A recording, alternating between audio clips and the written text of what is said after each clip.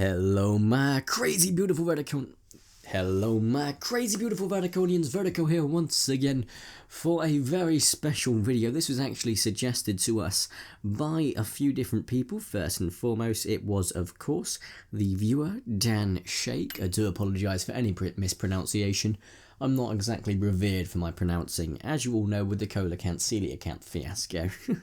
So thank you for that. I'd also then like to thank my girlfriend who made me aware of the comment to make me check this and do this video. You guys seem to be looking for a bit of a tips and tricks guide. This video is the top 10 tips from myself and other people for what you can do in the Ceratosaurus tournament, and this can of course apply to other tournaments as well. So if you're looking for general advice with these tournaments, this will be very useful for you. So we'll go ahead and start it off with number 10. So we're starting off with our 10 tips. Number 10, so this is going in order, so 10 to 1, 1 being what I believe to be the most important tip, number 10 being a very good tip but not the most important, and that is start as soon as possible. The reason I say this is I used to personally start, on the Mosasaurus tournament I didn't get the Mosasaurus, but I started about halfway through the week, did a few battles, gave it up and thought I'd do a rush last minute. I didn't have enough bucks to do the rush and unfortunately it wasn't successful for me. So I recommend to start straight away. I've started the Ceratosaurus tournament straight away. I did as many battles as possible every single day, and looking back at it now, it's definitely the best thing that I could have done. Starting straight away allows you to get momentum going and keep it going, of course, which we then roll over into our next tip, which I'll begin right now. Number 9 is to continue throughout. It sounds pretty basic, but if you've started it, you need to make sure you can finish it. If you start off on a massive high and get like 300-400 sort of cups in one day, and then the next day do nothing, it's almost guaranteed you're probably going to be no higher than Predator. So you need to make sure that you're keeping your momentum going. What I do personally is I get 3 sets of battles in a day. So that might seem like a lot to a lot of you, but that simply for me is before work, after work, and before I go to bed. Well, that was a bit loud. But essentially, that is the best way to keep it up. You can just do it at certain intervals. So if you're at school or college, maybe after every sort of 3-4 lessons or so. If, of course, you have access to your phone, blah, blah, blah. If you're at work like me, you do that. And if you don't have work, just set an alarm every 6-7 hours or whenever your highest one recharges. You can use your lowest ones in the meantime, but your highest ones are always important when you're in the higher leagues. So that's tip number 9. Let's go ahead and move on to number 8. Number 8 is to ensure you have a varied level range. That might sound a bit unusual. What do you think? What do you mean by that? By that I mean, if you've got a load of legendaries level 40, although that's great for towards the end of the tournament, you can push them all out. You're not going to have great recharge times, and you're going to be using your level 40s for something that level 30s or 20s could easily deal with. So I'd recommend, rather than have a level 40, a level 30 and 2 level 20s is extremely useful. I personally only have 1 level 40 legendary, that's Dominator? Dimorphodon. Always get those two mixed up.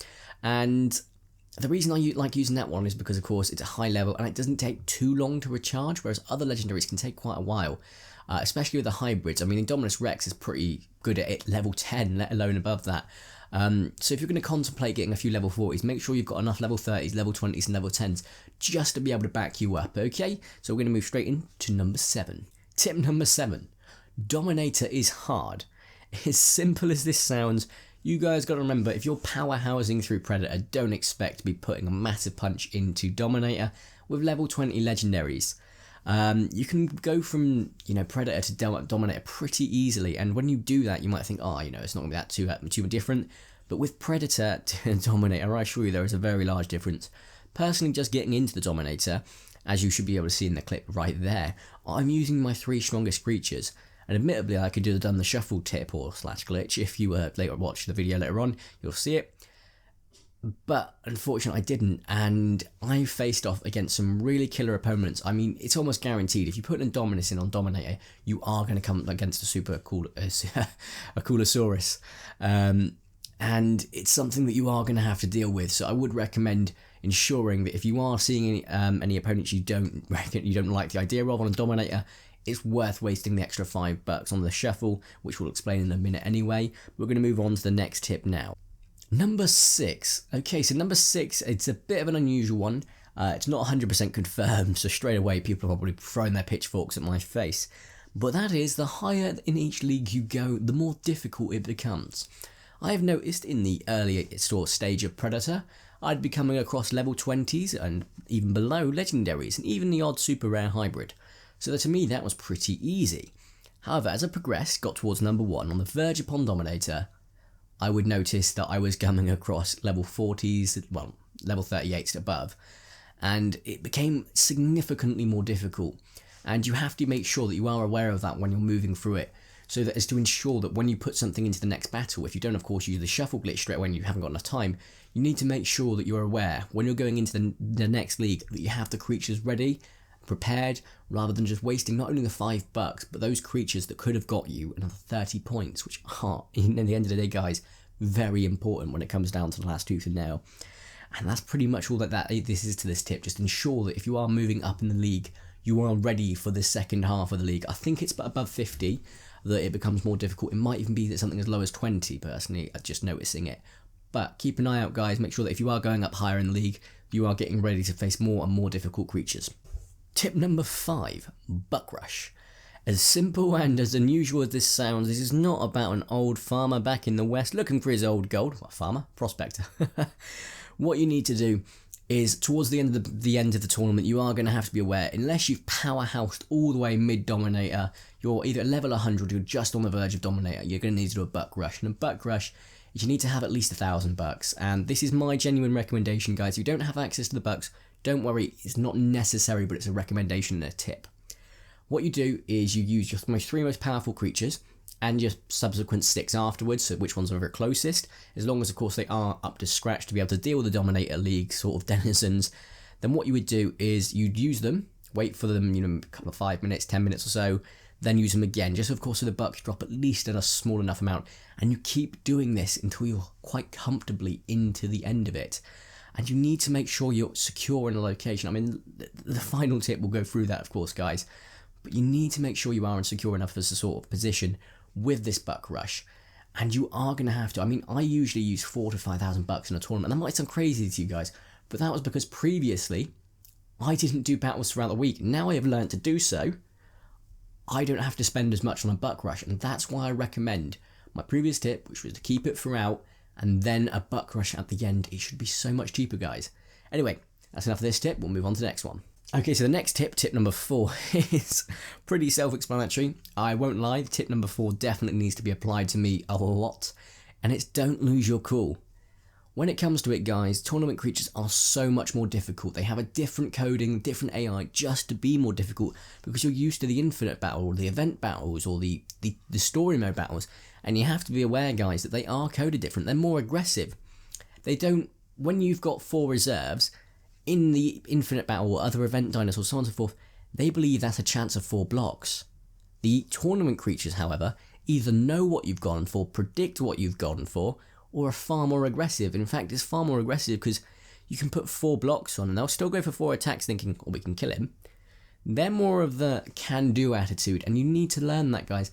Don't lose your cool and start putting reserves in constantly. Make sure you're focusing, and if you lose, don't get angry to the point you think, oh screw it, I'll do it later, because you might be missing on 3 or 4 more battles. There's 120 sort of to 160 potential there, and that could be the sort of brink of a whole worth of week and 2 days sort of effort missed for nothing. Well, legendary pack, but as opposed to getting a tournament creature, guys, and that can be a real killer. So I fully recommend do not lose your cool. We'll move on to the next tip now. Tip number 3 is to shuffle your opponents. This might sound like some form of poker move, but I assure you it's not, and it's one of the best. I fully recommend to use it. Tip number 3 revolves around the fact that you can, unlike in live battles and event battles, you can indeed shuffle out your opponent. You might be thinking, hang on, there is no option, there's no button. That's right. What you do is you pick out your team. You think, okay, I know what I want to face off against. 2 herbivores and a carnivore would be good bet. Or, alternatively, you think anything but 3 amphibians. If that's going through your head and 3 amphibians appear, and literally before the battle starts, you have to make sure you are still seeing the menu selection between you versus them, as shown in the video. Press the home button. Then, reconnect straight into it. Afterwards, it'll come up with something like your connection was lost, blah blah blah, which when I was recording it, not gonna lie, I thought, oh, I screwed up and I have left it a bit long, but you don't. And then in some cases you might not even see that message, so don't panic if you don't. Go back in and you should still have your dinosaurs, just a loss of the $5. So if you've not got the $5 to spare, don't do it. But if you have, this is a great way to shuffle your opponents, and $5 at the end of the day against a chance of winning, which you could win then further $1,000 or more in a pack, is worth it, guys. So shuffling your opponents is a definite must, especially in the Dominator League. So tip number 2 is not only self-explanatory, but there is a reason it is actually at number 2. And that's make sure you have a mix of power creatures, guys. You can see in the video right now, I've not done that. I'm working on rectifying that. But by power creatures, I mean you need to make sure your higher, stronger legendaries aren't only amphibians, aren't only carnivores, aren't only pterosaurs or herbivores. Have a healthy mix, like a salad. No one likes salads, but you have to have them. No, you don't. You need to make sure you have a healthy mix, guys. Make sure you've got plenty of them in there that can be versatile. It's not only useful for tournaments, but events, especially when you have scripted events with creatures you can't go across. If you have a problem, you can always just shuffle the opponents anyway, but always ensure you've got a mix. That way you can go A, B, C. So type 1, type 2, type 3 is a carnivore, herbivore, pterosaur in the arena, and that's 9 times out of 10 going to win you something. Because even if you go across 3 of one of those types, you can still overtake it with the other types. So you're not really going to have a major problem. So I'm going to move on to the final tip, tip number 1, and we're down to our final tip, my beautiful Verticonians, and that is finish well. That might sound a bit weird. You might be thinking, what do you mean by finish well? Do you even English, bruh? What I mean by that is you need to ensure that when you log off for the last time, or if you log off for the last time on this tournament, make sure you're in a position of comfortability. You need to make sure that you have enough cups to cover the gain of the opponent. So if you're in Dominator League 100, place 100, and you just got in there and you thought if you would hold it on the screen or leave it on the screen for the next hour, it's not going to work, guys. First and foremost, that glitch does not work. It's not even a glitch, it doesn't work. The opponents will continue to get the points, but it just won't update on your screen. So don't do that for one. You need to make sure if you're logging off an hour before, you've got an hour's worth of cups. I personally would say about 100 and you're safe for an hour. If you're looking at 2, 3, 4 hours, I'd say 100 per hour and you're going to be quite comfortable in your next position. However, if you're in place 100 as opposed to 99, because I know towards the end there's a massive gap between 199 and Dominator, I personally think it's a bit fishy. But what I also think is quite fishy, I don't know how the coding works, and this is why I've always worried about being in position 100, because if you log out, it could just essentially say, oh yeah, but the person below you is quite close. You don't know how close the opponent is below you. It's like you're in complete opaque water and there's a megalodon looking up. You can't see it, but it can definitely see you. And it's down to the developers as to how high up in the water it is currently before you can get out. So definitely a bit of risk there, guys.